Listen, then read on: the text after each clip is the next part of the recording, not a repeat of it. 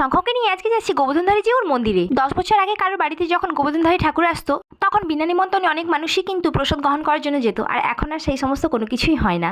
আমাদের এখানে কিন্তু গোবর্ধনধারী জিউর পুজো হচ্ছে, সেই জন্য শঙ্খকে নিয়ে আজকে আমি বেরিয়ে পড়েছি সেই মন্দিরে যাওয়ার জন্য। আর এখানে দেখো ভগবানের রথটা কত সুন্দরভাবে সাজানো রয়েছে, তাই শঙ্খকে নিয়ে প্রথমেই কিন্তু প্রণামটা সেরে নিলাম।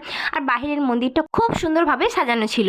সবাই ভগবানকে কিন্তু পুষ্পবৃষ্টির মাধ্যমে মানে ভেতরের মন্দির থেকে বাইরের মন্দিরে কিন্তু নিয়ে যাচ্ছিলেন। ভগবানকে নিয়ে যাওয়ার পর মন্দির প্রাঙ্গণে অনেকটা সময় দাঁড়িয়েছিলাম, কারণ মন্দির প্রাঙ্গণ যেহেতু ফাঁকা হয়ে গিয়েছিল, তো এখানে আমি অনেকটা সময় কাটিয়েছি। তারপর ওখান থেকে দেখো বাইরে এসে দেখলাম যে ভগবানকে কিন্তু বাইরের মন্দিরে প্রবেশ করানো হচ্ছে। তারপর মেলা ঢুকে শঙ্খের জন্য বাবলস গেম, ব্যাট বল, গাড়ি, প্লাস্টিক সাপ এবং আমি 50টা মতো কাপ কিনেছিলাম।